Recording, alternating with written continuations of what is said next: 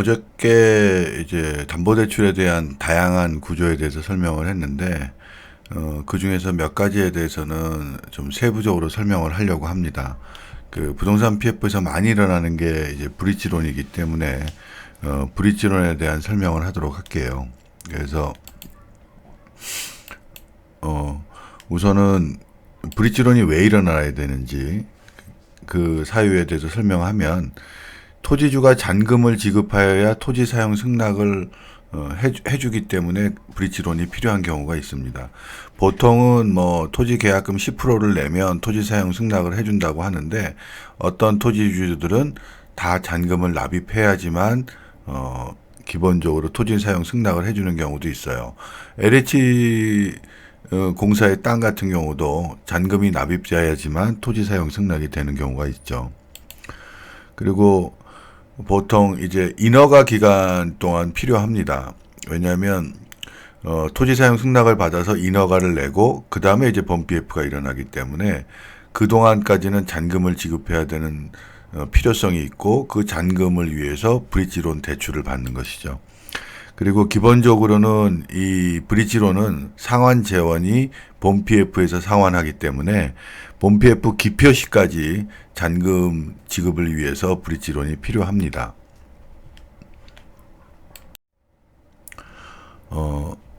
그리고 이 금융은 어떤 식으로 이루어지냐면, 우선 기초자산 담보가 있어야 되고요. 그 다음에 현금 흐름, 상환이 어떻게 될 거고 이자 납입은 어떻게 할 것이다, 이런 것들을 설명할 수 있어야 되고요. 그 다음에 이제 신용보강, 연대보증이나 기타 이자 납입 상환에 대해서 어떻게 할 것인가에 대한 연대보증이 있어야 되죠. 첫 번째 이제 기초자산은 대주단한테 이 브릿지론이 일어나는 대상인 토지의 담보신탁 1순위를 제공합니다. 그리고 두 번째는 보통의 경우에 브릿지론은 이자를 해당 기간 동안 다 예치를 해요. 이유는 뭐냐면, 보통 SPC가 이제 시행법인이 되다 보니까 그 SPC는 일정한 수입이 없는 회사인 경우가 많거든요.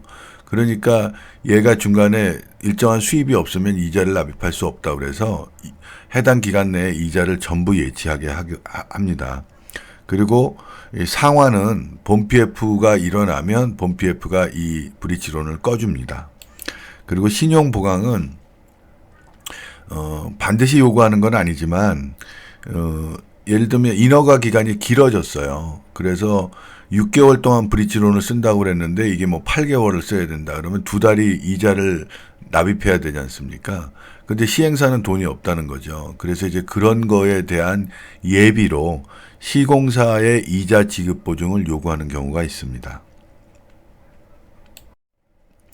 그래서 이 자금판은 어떻게 되냐면, 보통 토지비가 한 50억 정도 된다고 했을 때, 그리고 감정가가 60억이 나온다고 했을 때 LTV가 70%, 브릿지론인 경우에는 LTV가 70% 이상도 많이 돼요. 75%까지도 되는데 70%라고 잡으면 뭐 이자, 취급 수수료, 뭐 기타 이렇게 돼서 전체 대출금은 42억이고 자기가 계약금 중도금으로 10억을 납입하고 토지 금액이 50억이라고 하게 되면 이와 같은 자금판이 형성되게 됩니다.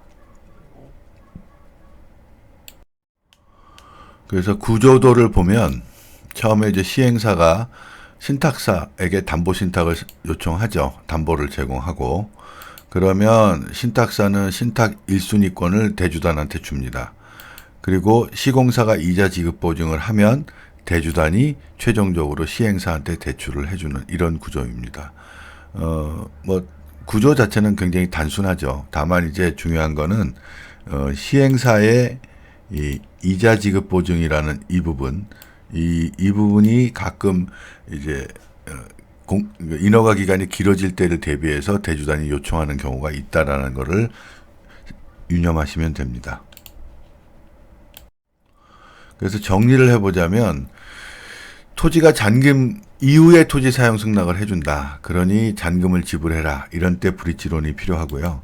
그 다음에 인허가 범PF 조달 기간 동안 대출 기간이 설정되죠. 그래서 그 기간 동안 범PF가 일어나야 되고, 필요시 이제 이자가 납입될 우려가 있다. 그러면 시공사의 이자 지급 보증을 요구하는 경우가 많이 있습니다. 이 시공사 이자 지급 보증은 또 다른 이유가 있는데, 이 브릿지론은 본 PF로 상환이 되잖아요. 그러니까 본 PF가 일어난다라는 거를 대주단에서 어떻게 확정할 거냐? 그러면 본 PF 사업 참여자인 시공사가 본 PF가 일어난다는 거를 대신 보증해라. 이런 이유에서도 시공사 이자 지급 보증을 요구하는 경우가 있습니다. 오늘은 브릿지론에 대해서 설명드렸습니다. 감사합니다.